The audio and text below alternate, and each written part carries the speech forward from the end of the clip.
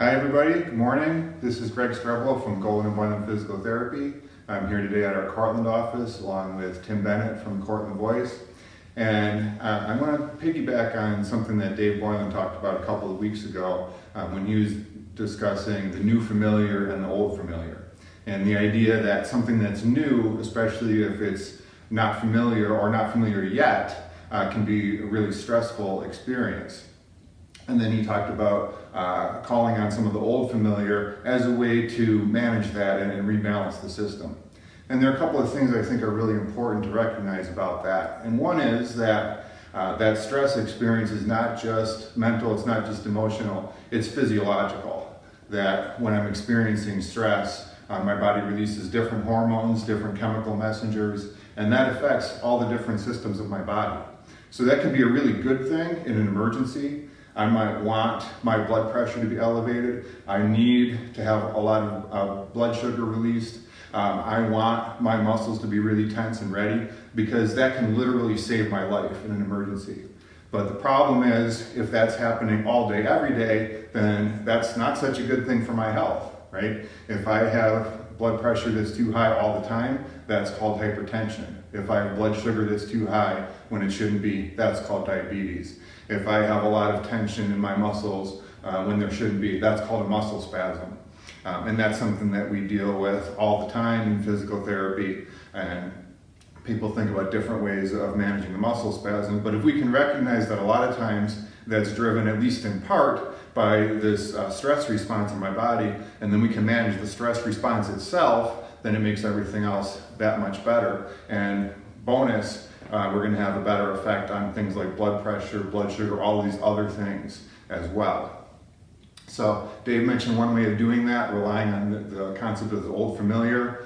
In a previous video a while back, he talked about serotonin and oxytocin being released in my system if I do something for another person or make some kind of a sacrifice for somebody else. And that has a lot of beneficial physiological effects. Well, these things are happening all the time, whether we're aware of them or not, right? I've always got these things going on in the background, whether I'm paying attention to them or not. So if I'm driving, I might have 100 thoughts go through my head. I don't really know what they all are. If you asked me to remember them, I couldn't. But nevertheless, they're affecting me. So if I'm replaying a lot of stressful things as I'm driving, then physiologically I'm going to have those reactions. If it's something positive, then I'm going to have a different set of reactions. And so if I'm aware of it though, then I can manage it and I can actually take some control over that. And that's the idea of mindfulness, which is a term that gets used a lot and sometimes might be a little bit unclear, but it's really just paying attention to what I'm paying attention to. So all of those things that are running in the background, it's like I have an app running in the background. If it's sucking a lot of energy, it's making it harder to do the things that I actually want to do, but I don't know that it's happening, I can't change it. If I know it's happening, then I can change it. So if I'm experiencing a lot of these stressful things, then maybe I can recognize that. I can pay attention to an old familiar. I can just pay attention to something neutral. I can notice that it's a bright sunny day outside and we have a lot of blue skies today that we don't normally get in central New York. And maybe I can be grateful for that. Gratitude is a thing that's been studied a lot in relation to mindfulness. So just paying attention to something different is going to shut off that stress response. It's going to change all of those physiological systems, blood pressure, blood sugar, muscle tension, etc., all of those things every time I take a moment to do that.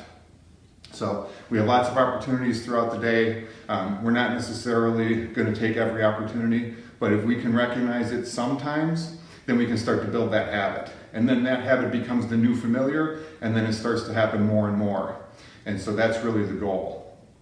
So hopefully that idea of mindfulness is something that's helpful to you. If you've found other ways that you've been managing stress during these past couple of months that we've all been dealing with it, please share some of them in the comments below. We would love to hear about it and to share that with the community. And so I'm going to end there. Since I mentioned gratefulness, again, thank you, Tim, for being here. Thank all of you for watching. And for those of you that have comments to share, thank you for sharing that with the community so that we can all learn from each other.